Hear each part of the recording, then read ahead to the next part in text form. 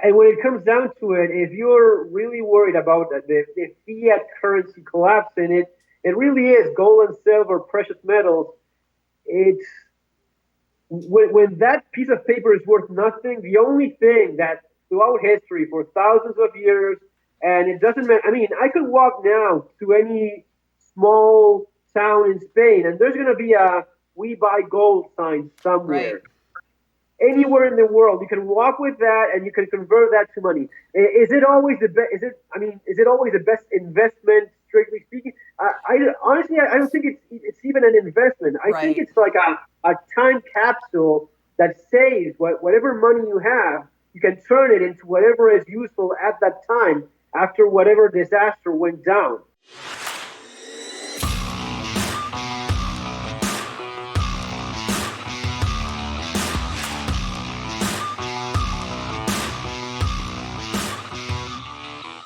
Hi, everyone. I'm Lynette Zang, and welcome to the second edition of Boots on the Ground and ITM Trading. Today's very, very special guest is Fernando Aguirre. He all the way from Spain, but he is actually a survivor and lived through the 2001 Argentinian currency crisis. So I think it's really important that we understand what it's actually like when a currency collapses, and who better to really know that than someone that lived through it. I've been reading his book. It's hard to put down. It is quite a thorough how to survive an economic collapse. And without further ado, let me introduce you to our very special guest, Fernando Aguirre. Thanks, and it's great to be talking with you. Appreciate that. I always like to start out with what motivates you and what motivated you to write this book. Right. Well, the thing is that I was always a little bit into survivalism in the more traditional way, Mm-hmm. more the bushcrafting, camping sort of thing. It was always something that interested me. It wasn't really something that had much of a practical application when things started getting tough in Argentina after 2001. And I started doing research and learning about urban survivalism. Bought several books, read them. There was always it wasn't really going through the stuff that I needed, so I started writing most of it myself, sharing it online, and eventually people told me you really need to write a book about this stuff. A few years later, they kind of convinced me to do so, and that's what I did. Well, excellent. I think a lot of people benefit from that. But, there's a little bit of, I don't know if it's misconception, but we talk Sure. about Argentina in 2001, and actually wasn't it in 89 when the peso collapsed that time, and then they pegged or tied the peso to the dollar to stabilize the economy, and then the IMF was pumping a bunch of money in, so it was really not a sustainable situation. In fact, I've got to do a whole video on the peg system, because what Yes. happened in 2001 was a consequence of the breakdown of that peg to the dollar. That's actually correct. The thing is, Argentina seems to collapse every 10 years or so. So, I mean, I grew up with buying candy with 100,000 peso notes, So there was the hyperinflation, and then, as you correctly say, the pegged peso to dollar exchange rate really ruined the country in many ways, especially national industry. Everything was cheaper being brought from abroad, so that created an unstable situation, which ended up collapsing in 2001. Mm-hmm. So, we need to get a lot more into that, because we see a similar kind of circumstance that's happening with the euro dollar right now, right? And that whole peg system. And do you see parallels out there to your experience here in the U.S., in Europe, in China? You're talking about, of course, much larger economies. Argentina is a very small player, But it is true that a system that is based on debt is it really is unsustainable. I mean, it's continuously working towards debt. Sure, you have a superpower like the United States, but it's still debt, which is really not good to be the only thing sort of fueling your economy each time. Yeah. So, what do you think the consequences for people out there that are watching this video? What do you think the consequences are of them ignoring this message Uh, that you're bringing? Sure. There's several little things going on. They have been going on for some time. I mean, for example, right now, if you look at the numbers, the economy in the United States is really doing great, right? The thing is, it's really not doing great for everyone. There's people that are not doing. When you have those numbers, you have to look at who's doing great, who's doing not so much, and you see different things happening. At least from my perspective, based on what I saw in Argentina. Um, there's a degradation of how people are living in many ways. Mm-hmm. There's a shift from many of the things that you could trust on from the public sector, things like education, security, all of that is being degraded. And if you want something that resembles quality, you have to pay for yourself. So over a very short period of years, I've seen, for example, move from public schools to private ones because the public ones are just keep on getting terrible. If you want security, you have to have your own gated community. You need your own security. That's very typical of Latin America, and it's really not a nice direction to be going towards. No, and wasn't Argentina was the most prosperous South American country at one point, wasn't it? Yeah, it actually was. It had a great standard of living, education.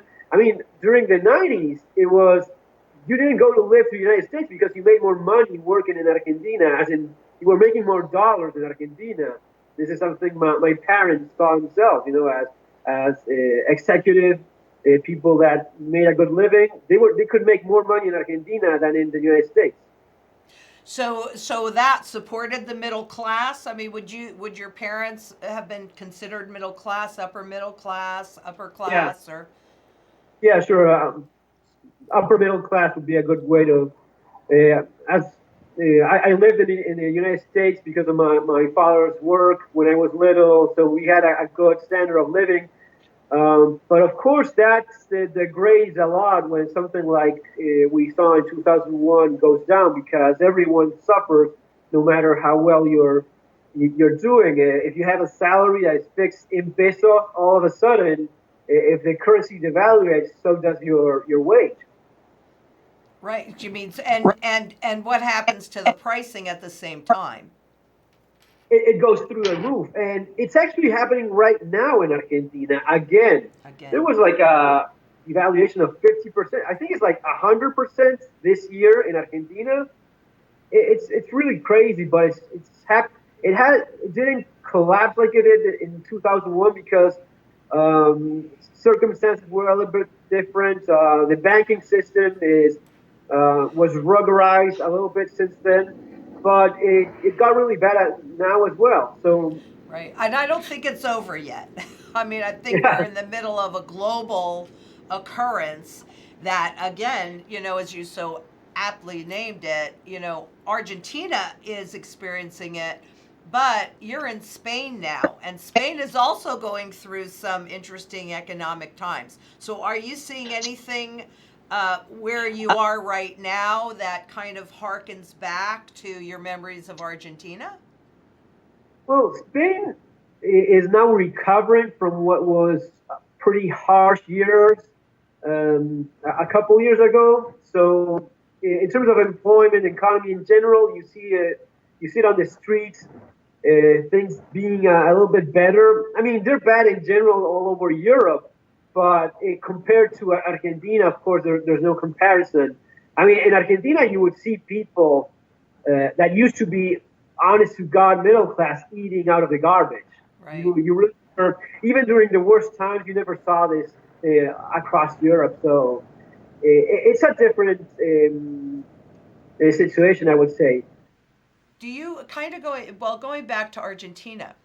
Do you Sure. remember? I know a lot of our viewers want to know what happened. I get this question all the time. What happens with your debt? What happens with your variable rate debt, your credit card debt, for example?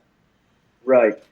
Yeah, it's a popular. The thing is, it's the short answer to that is it's never really good to have any debt because you never know how the dices are going to be going down. So, if for example you took a loan in Argentina right before 2001, in let's say $100,000, and that debt was converted to pesos, right?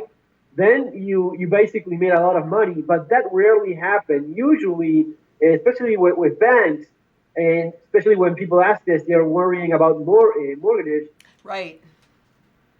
It's really the bank that's going to be getting the upper hand on you because the government's going to be working it so that maybe in Argentina it was for they got a special consideration like a better off exchange rate, but for houses that were very, very cheap, that affected just the very lowest of the segment. But most people had to pay the new currency, right? So if it went from 1 peso to $1 to $1 equaling 3 pesos, all of a sudden now owe 3 pesos for each of those that you got a loan on. So you have to work 3 times as hard. You have to make 3 times as much money just to pay your mortgage. That's what really happened to most people, and most people that got into debt. Yeah, exactly. So can you remember kind of, and you might have been a little young for this, but I don't think so actually. Can you remember how long it took when the hyperinflation started before they changed those mortgages to reflect the new currency? Hyperinflation, you mean like in the 80s?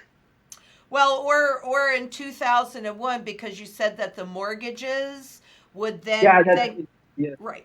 So there was a little window of opportunity where the peso was dropping dramatically and you had an opportunity to convert and pay off that mortgage. And correct me if I'm wrong on that. Was there that little, it's a small window, but wasn't there that Yeah, little window of opportunity? when they do these things, they keep all that sort of stuff in mind. So they immediately they froze all bank accounts. You couldn't get any money out, and it was just like that. It was overnight. One day to the next.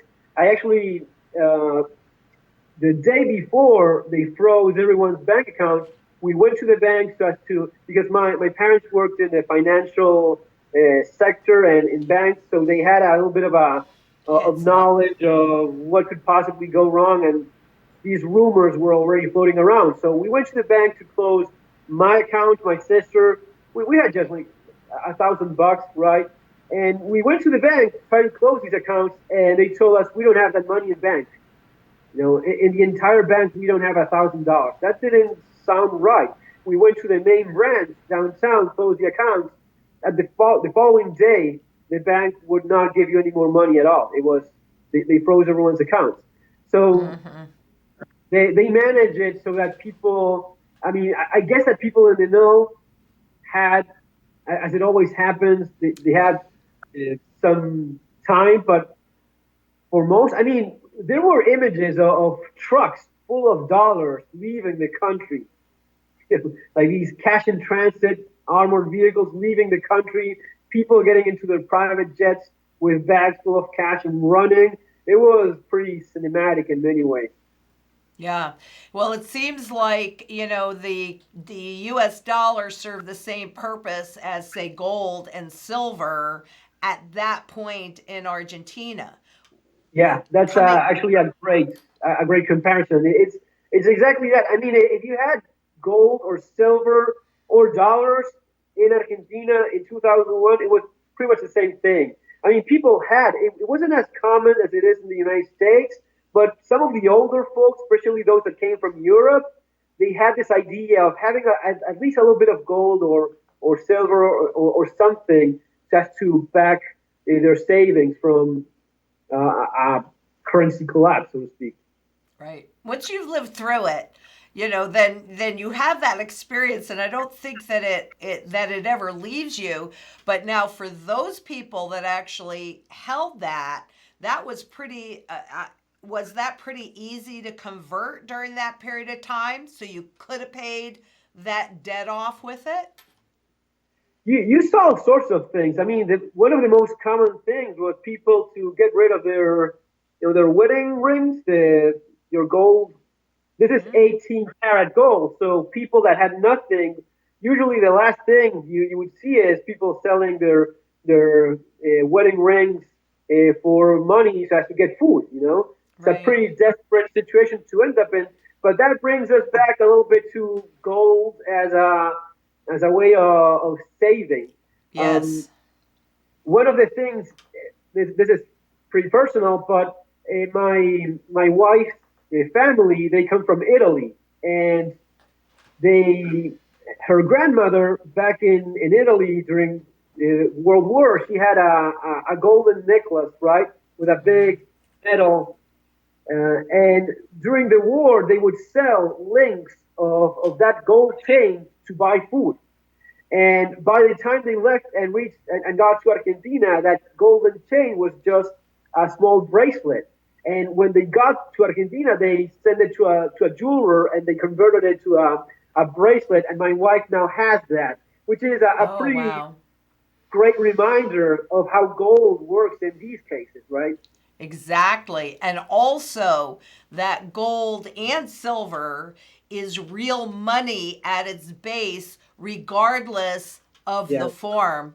I got goosebumps when you were telling that story, to be perfectly honest with you, because people just, they want us to think that this is an old relic, but it can buy you food, right? No, I mean, I'm telling it to you now, and I've told this many times before, and I'm getting goosebumps because you holding that in your hand and just see. I mean, I should have gotten it for the video, but it's a small bracelet, right? But knowing that it was used for that, and my mother-in-law telling her how they would just break away links just to buy food little by little with that's pretty amazing in its own way. Well, yeah, and actually you talk quite a bit about bartering in your book. And so as a tool of barter, I mean, I'm always saying this, but I really want you to correct me if I'm wrong, because of course you lived through this. I haven't really fully lived through a currency collapse yet. But we need to make sure that we can be as independent and self-sufficient as possible.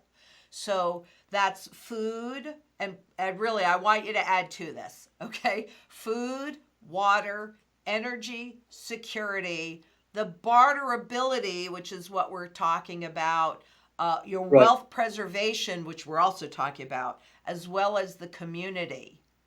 So yeah, and when it comes down to it, if you're really worried about the fiat currency collapsing, it really is gold and silver, precious metals. It's when that piece of paper is worth nothing, the only thing that throughout history for thousands of years, and it doesn't matter. I mean, I could walk now to any small town in Spain, and there's going to be a "We buy gold" sign somewhere. Anywhere in the world, you can walk with that, and you can convert that to money. Is it always the best? Is it always the best investment, strictly speaking? Honestly, I don't think it's even an investment. I think it's like a time capsule that saves whatever money you have. You can turn it into whatever is useful at that time after whatever disaster went down. Exactly. That's the beauty of it from where I'm seeing. So when people start talking about, okay, I'm buying, selling, I'm losing money in the exchange, that's not really how I see you using that in a worst case scenario. Exactly. Now, your mother-in-law cut the links from it in this. That was my wife's grandmother. Oh, okay. Thank you for correcting me. But your wife's grandmother cut the links from it. And because that's not the first time that I've heard this story, in the strategy that I developed, that's why I like different sizes, so that you're using as close to what you need as possible. Because what did change mean then? Right. right? It didn't mean anything. Okay, I want No, to. and you're right about. I mean, I was in a local museum here recently. They and a little small anecdote, but they found a jar full of hacked silver. That's pieces of silver, hacked, cut, coins that people have been using for thousands of years. So you do need that pocket change in precious metal, so to speak. Right. And really the reason why, and people really often miss this because they're trying to tell us something else. But the reason why gold and silver retains its value is simply because there's always demand for it. What demand was there for the peso when it was in hyperinflation? Right. I think that it's almost in our nature now for because it has been for literally thousands and thousands of years. We've considered it valuable. Mm-hmm. And you that's there's no other object that we've classified in that way. So when something like this happens, there's always going to be somewhere. I mean, sometimes I get into discussions with people, and they in my community of prepper survivalism, and someone is always going to be saying, "I'm not going to be exchanging a chicken for a bar of gold." And I try to explain to them, it's not what you would do; it's what everyone else would do. You know, Right. that's what matters. It's not your personal feeling about gold if you like it or not, or how much you think your chicken is worth. It's what everyone agrees on it. And for literally thousands of years, we'd agreed that a certain amount of silver is pretty much what you would be getting paid in Roman times, in the Yes. American West, and today. Right, exactly. And really the beauty of it is that gold and silver are universal. I may or may not want your chicken, and the chicken has a shelf life. But well, cuz I have my own chicken, so I might not need your chicken. However, the gold and silver does not have a shelf life. So Right. I can keep it in my pocket as long as I need to and convert it into whatever. And that's really what the beauty part is. You also made mention in the book that I thought was really interesting, and this is something that I hear a lot, so I'm going to bring it up about, well, I don't need gold or silver because I'll have bullets. Yeah, When I have a lot of bullets as well. I have more bullets than most people, but it, it doesn't. That's the difference between theory and practice. You know, and what actually right, goes down. You're stuck in Argentina. You have a job that's not making enough for you to sustain yourself. You may have your gun for self-defense. You may be very good with it. You know, that's not going to be changing the fact that for whatever reason you may be needing money. What are you going to be? You're going to be robbing a bank because you're going to be turning those bullets into money. That's not going to be working that way. You know, it's great to have your bullets and your guns and all that. And I am, pretty much a firearms enthusiast. I've been my entire life. But the reality is that when you need money, when you need something to save you economically from what's going on, it's not convertible. You cannot convert your bullets to. I mean, sure, you can have people buy stacks of ammunition and sell it, but it's not gold and silver. It's not something that right. has been historically been used as a form of currency for thousands of years. It's really Yeah. not. I think you also said in the book where they made it Subcalibur illegal or something like that and forced people to turn it in. So, yeah, I mean, what happens when a government is taking over? They want to get rid of the money and they want to get rid of your ability to defend yourself. Right. It's there was a movement about getting the guns out of it. It was really not successful because people had. I mean, the tolerance level was not there for that kind of thing because it was so violent that even suggesting for people to disarm themselves even further was pretty insulting. You know, they're Right. killing you on the street, and they're now telling you to turn on your legally owned gun. It's ridiculous. So, but there was an attempt to get something like that going.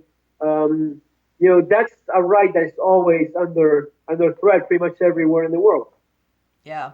I want to just kind of change course just a little bit, because a lot of people look at, and we kind of started to talk about this, but a lot of people look at what's happening in the stock market.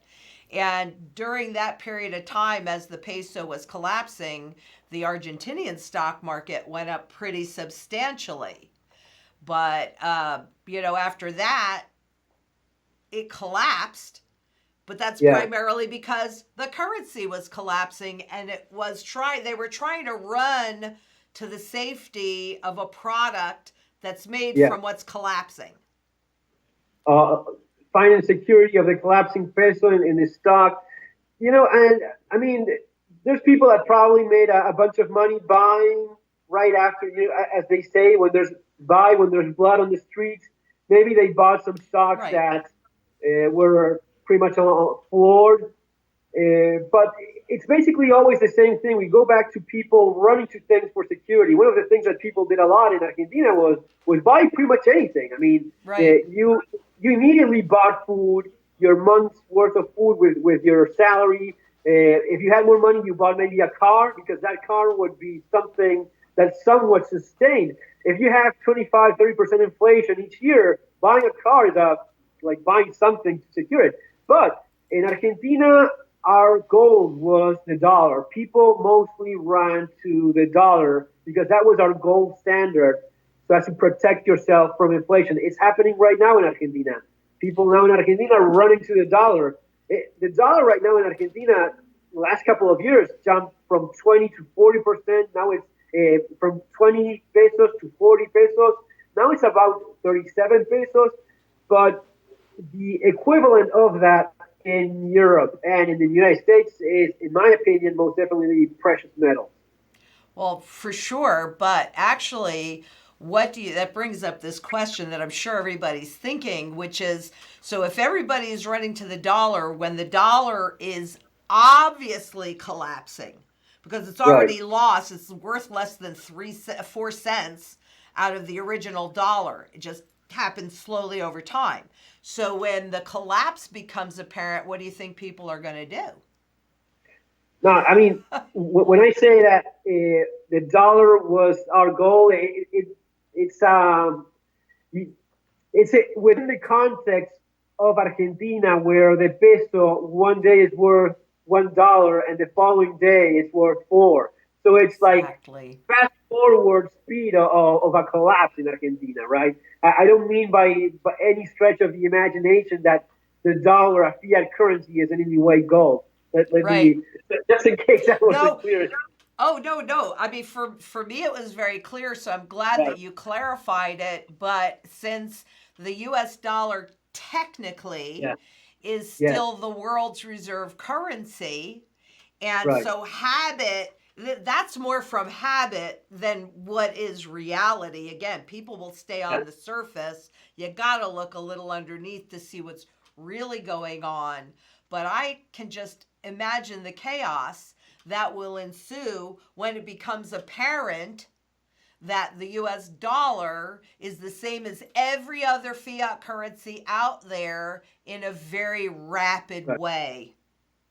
I mean, right now, you are already seeing some of that because they try to hide it, but it's always losing value.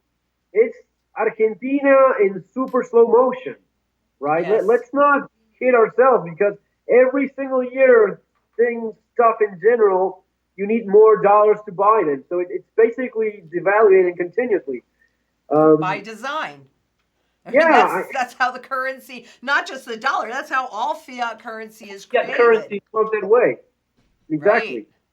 Right. There may be points where it jumps really bad and it loses. That's where people may get scared, and that's where you have these bank runs. And I mean, no country can survive what happened in Argentina. It doesn't matter if it's the United States, Europe. If everyone goes to the bank at the same time and wants their cash back, they are just going to realize very fast how worthless that is. It's something that, if it happens because of a psychological mechanism in the population, no country can survive that, economically speaking. Right. And actually, I don't think it really matters where that bank run starts. If it starts in the stock market or the bond market or even the fiat real estate market, it will go through to the savings banks. That's why they put in the bail-in laws, because the banks are actually insolvent. They just It's amazing how something that seems so cold, like materialistic, talking about money, it's really all about feelings, because people feel that that piece of paper is worth something. Once right. that idea That has collapses, value. once that crumbles, you realize that you just have a piece of paper that you simply agreed with other people that was worth something. It's not something that has an intrinsic value like gold and silver, which, it may go up or down in price, but it's going to be always that same weight. That's something that's not going to be changing. Right. And the moving up and down in price is in the fiat market that's so Right, easy right. and cheap to manipulate. It's like a Yeah, strong dollar is what's it strong against? Not in terms of purchasing power, but in terms right. of its relationship to another currency. But all of them are losing value. And I say this all the time, and it's simply a fact that the only difference between inflation and hyperinflation is the speed of the inflation. Yeah, yes, You know, absolutely. that's But it's pretty amazing when you see it. I mean, I was in stores where the employees were running around changing the prices. I picked up stuff that changed price by the time I got to the cashier. That was in a hardware store. One of these days, I think it was the 18th or 19th of December, I was buying a drill in one of these stores. I picked it up like, $32. By the time I got to the cash register, he said, "This is $60." I mean, I just picked it up. We went back and we could actually peel the wow. prices going back in just minutes. They were just running around. They didn't even bother removing the old one. They just stick it on top, one of the other. So you had a small book of prices of that day. That was pretty common in those days. You know, what would you say to somebody that says, "Hey, I've been to Argentina and it doesn't look so bad to me. Everything looks Right. normal and fine." Because I do get that a lot when I talk about what's happening in India, and there's some similarities there. And Yeah. what would you say to those people? If people and what they like, I mean, if you love India or you love Thailand or you love Argentina, that's great. It's one thing to go there for a few days. It's another thing to live there. And there's people that live there that are perfectly happy. One of the things I see, to be completely honest, is denial. People are very much into that. So Yes. you lived in Argentina your entire life. You know what's happening, and you psychologically convince yourself the same thing happens everywhere. And you're, no, it does not. Not this stuff we see here. It does not happen. I mean, we're talking now about Spain. I can just open my front door, walk, and that's something I can do here. I could not do that in Argentina. It's not safe for you to go out. Pretty much, you have to be careful at what time you do that. There's really no safe time either. It's just a matter of luck. But the kind of security, safety you enjoy in pretty much in Europe, the United States, it's not something that people in Argentina live with. And people in Argentina today live with a currency that devaluated 100% in the last year. Right. Americans would go nuts. The country would fall apart if that happened. Let's be completely honest. Should that be an if or a when? Because it's already happened. It just happened over 100 years. Right. But uh, I don't know if you But can. are people more capable of overcoming that today compared to 100 years ago? I don't think we're becoming tougher or stronger or more enduring. I think we are becoming the opposite of that. More dependent. Yeah. Of course there are people like you and like me that, I'm making sure my mantra that food, water, energy, security, barterability, wealth preservation, and community, I actually live it. So I've been preparing as well because I look underneath Oh, the surface. I mean, you're doing that, and that puts you in a position that is. But how many people do that? That's what I mean. How many people do that? Not enough. Where we become more and more and more dependent, which is exactly what the government and the central bankers, those in power, they want us Right. to be dependent on them. And did the government come in and take over essential services like grocery stores, pharmacies, hospitals, things like that? Did you notice that? Right. I mean, no, it didn't. That would be more like Venezuela, Yeah. something that is like complete, absolute lunacy where it's not even funny anymore.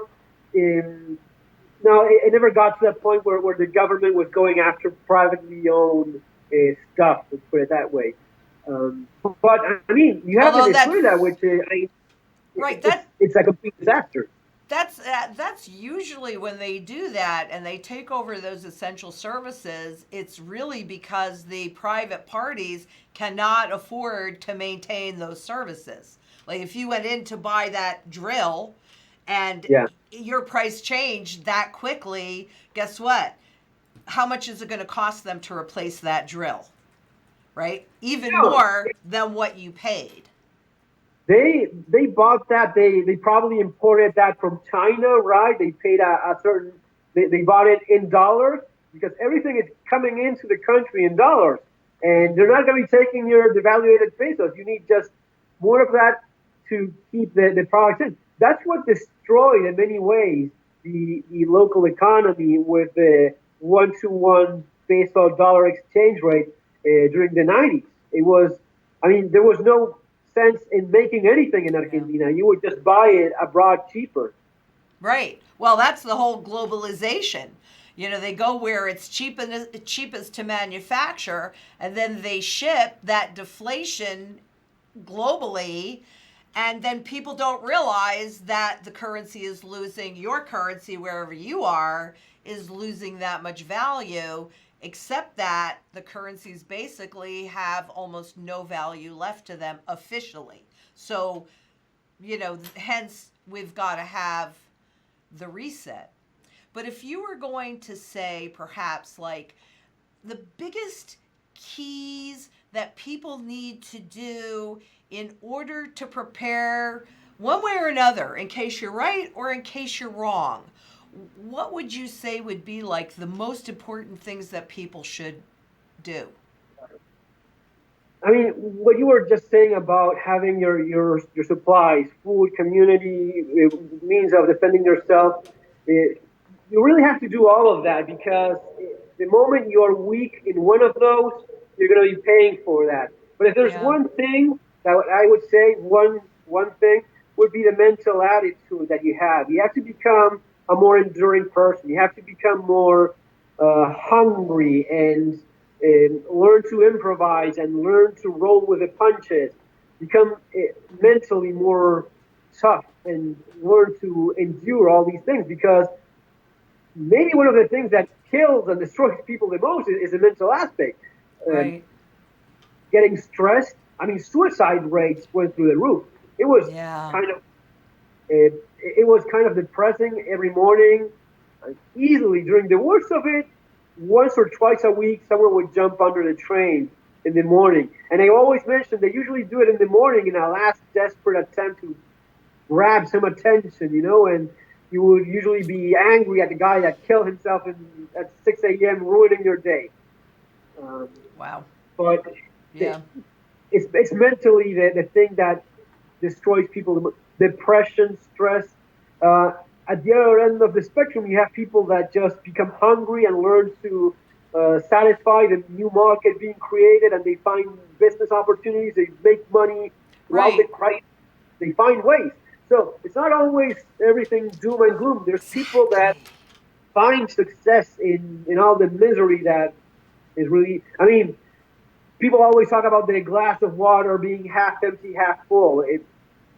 in something like this, even if you have just a little bit of water, you have to have the attitude of, okay, I have something to get going on, have that. Exactly. That's the importance of Yeah. savings. And when I studied currencies since 87, and you see these repeatable patterns. And so the point of gold is also to hold your wealth. It's a savings account so that when these opportunities present, you could take advantage of them. Right.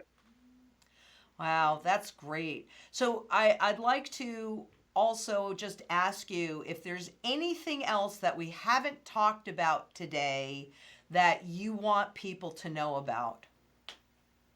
I think we covered it. I mean, We I covered think pretty a lot. we covered pretty much a little bit of everything, but the basics that you need, that we're talking about, having food, water, having a community, that's really, really important. In my experience, many times people let you down, and that doesn't mean that you should not trust people. That means your Yes. network should be even larger, you know, so Yes. that when that happens, you have someone you can trust. Um, Right. Learning how to defend yourself, that for me was key. I mean, that Yeah. was it's a topic that's a little bit darker, and if you're not into it a lot, it sounds a little bit sketchy. But you know what? When someone is coming after you, when someone is kicking down your door, I've seen very good people that were not prepared for that sort of thing, and they flash. They a friend of mine was telling me they started kicking the door, and we were screaming inside just to let them know that we were in there, and they didn't care. They just kept hitting the door with a hammer, breaking it down. And when that happens, the illusion of safety in society that people have shatters Oh horribly yeah. around. Well, I have to tell you, after reading your book, and then, after, especially when you were talking about the security and the gun, I've had a gun probably 3 or 4 times, and I've gotten rid of the gun about 3 or 4 times as well. Right. However, it definitely makes some sense. I do know how to shoot. I do think definitely reading your book made me rethink my policy on that, because while I would never kill anybody that was coming for food, I mean, that's the whole point of Right. me doing a food forest, is to create as much food as I possibly can, because Yeah. I think when people are hungry and hopeless, they make different choices. So I'm kind of hoping, and maybe I'm, Pollyanna, but I'm kind of hoping that they'll realize, ooh, we can come back here and feed our children, so let's not destroy everything. I don't know. But Yeah. I'm definitely rethinking that piece to your It's book. it's heartbreaking. I hang a Yes. lot with people in the firearms community. I honestly like shooting. It's a sport that I practice. Is something that I've been doing since. But one of the things you see in the gun community, especially in the United States, is that it's that macho thing of we're tough, we don't care about anything. Well, Right. let's if you don't care when a 6-year-old knocks on your door and he wants food. Let's see if you're. I mean, I Right. consider myself a little bit tough, just a little bit, but I cannot do that. I cannot just tell a 6-year-old starving, go away, get out of here. I would have No way. something. Yeah. And when you see a family of people that could be yourself, they're eating out of the garbage. Oh, It just kills you. And yeah. at the same time, when someone comes after you and they are angry and they're full of hate and they would do things to you and your family that you couldn't possibly imagine, there's Yes. really nothing left for you to do there. They have left you no other choice whatsoever, and you have to be very tough in that moment as well. Yes. I saw that became rather natural for people. I'll tell you this: in Argentina, people that were faced with that, they didn't hesitate about pulling the trigger because they understood what would happen if they didn't. I haven't Yeah. I actually cannot think of a single case where someone told me I could not pull the trigger. I don't know of one account where that happened because you understand so deeply and it's so primal that you get that other person is going to be ending you, that there's no doubt whatsoever in your mind. Yeah. But you need that tool, and you need to have that training so as to use it safely. You know. Yeah. Well, I'll tell you, there's so much good information in this book, but where can the audience find you and your work? And we'll post all of the links for everybody and we'll maintain it so they can easily get Right. you. Well, my website is themodernsurvivalist.com. My YouTube channel is the same name, The Modern Survivalist, in YouTube. And my book, which you were mentioning, is available in Amazon as well. Okay, we'll have all the links posted. This is a very important topic, people. You know, it isn't that was there and this could never happen here. Under the surface, it's happening everywhere. And everybody needs to have some level of preparedness. And it doesn't really matter whether you think this can or cannot happen. Everybody needs those basics: the food, the water, the security, the ability to barter, the ability to hold your wealth, and the community. So It's all things that you're using now. It's yes, not a what if. It's now that I mean, you're eating right now. You're needing food exactly. today. You're using water today. You could be a victim of a crime today. That's not going to be changing. Exactly. So this is really timely information, no matter what you think, no matter the probability or not or what have you. Exactly. It's like I get to eat the healthiest food because I go out in my garden and I pick it and I eat it, and I know the water and I know the fertilizer and I know the love and I know everything. But I'm going to expand my security to include one more because I have it in layers, and that's another layer for me. Okay, you have convinced me, Fernando. I have to say, you have convinced me. So that's it for today. This has been really timely and wonderful, and I thank you so much because the time change. You know, we really appreciate you going on. Are there any last words? Just thanks for having me, and anytime you want to talk again, just let me know. Well, I think we should. Definitely should, because I'd like to hear more about what's happening in your experience in Spain and in Europe as we're watching Right. that Euro peg breakdown. And in fact, that's been something on my agenda now for a while. So I want to thank you too, because you have, and so did the Brexit too, and what's going on with Italy. But next week, I think I will do a YouTube video on the peg, or the way the currencies are tied, and the breakdown of that system, because we all need to know what's happening beneath the surface. Absolutely. So thank you so much for ITM viewers. We'll be back tomorrow with more videos on really important and far-reaching topics. And keep in mind that shields are made of metal, not paper or promises. And until then, please be safe out there. Bye-bye.